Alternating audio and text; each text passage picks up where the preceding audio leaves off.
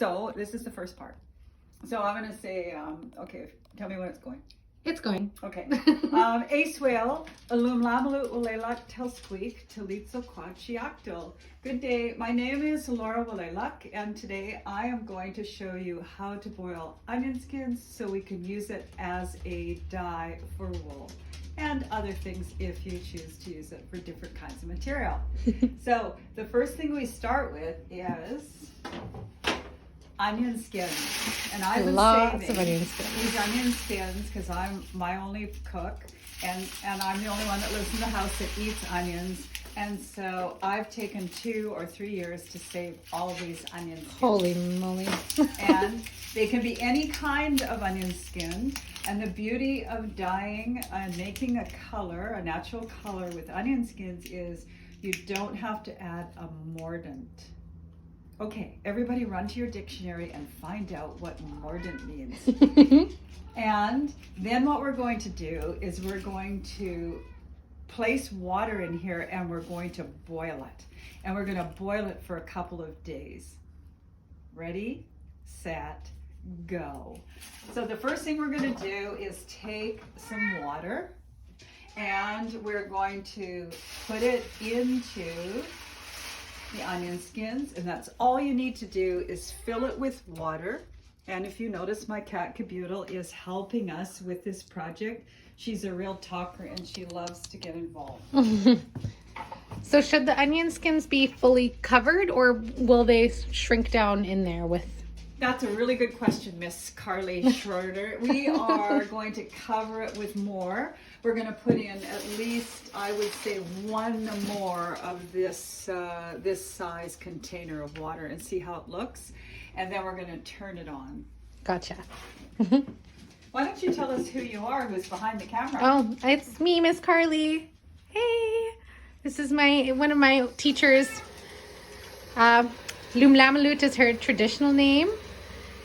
She taught me the Halkomelem language, and I also have made this dye with her before.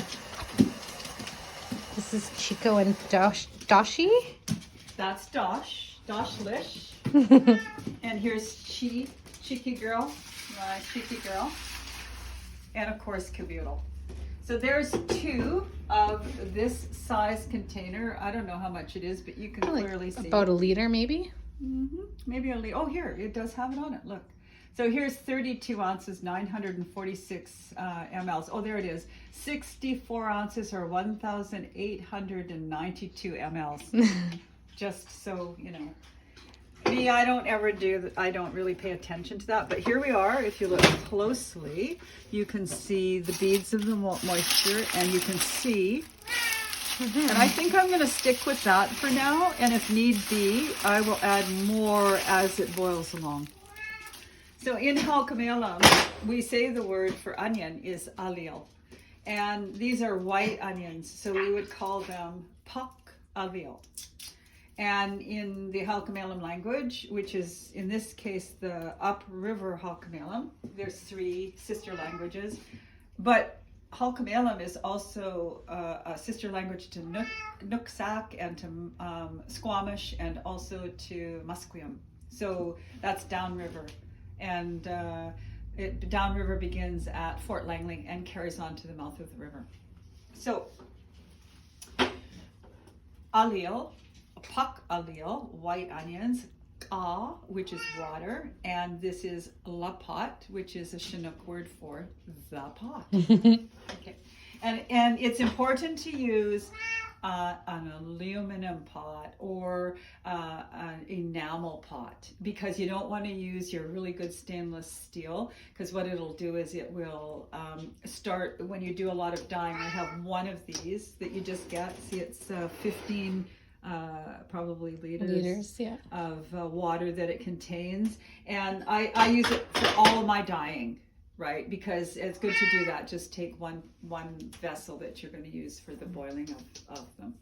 So what I'm going to do is turn it on to high, and I'm going to let it boil. I've got a gas stove, but you know, electric stove work. You could even build a fire outside and boil it outside if you like. I do a lot of things outside of my fire. The best thing, making coffee. on Yeah, the outside. campfire. Campfire coffee is delish. So you don't need to put anything in there. You just throw the onion skins in there. You make sure they're very dry, or chet, which is the word for dry. And you add in, as you can see, a couple of liters, just to reiterate, or a couple of this size, 1,892 mLs. And then we're going to let it boil with, we're going to put the lid on it so it will come to a boil quicker. But once it starts to boil, we are going to put a lid on it and let it slowly, just not a full-on boil. We're going to turn it right down and keep it so that it just simply kind of mulls in the until we start seeing color. And we're going to turn it off overnight, let it sit, and then we're going to start it up again in the morning and bring it up to temperature. And Miss Carly is going to take this to you so that you can divide it up and boil it a little bit more before you add your say or your wool. We call wool say if it's lamb's wool, but if it's a mountain goat wool, we would call it pakalko say. And that's the white mountain goat that we find up here in our local mountain ranges. And we use that for our special sulka blankets. Any questions, Miss Carly? No, not that I can think of.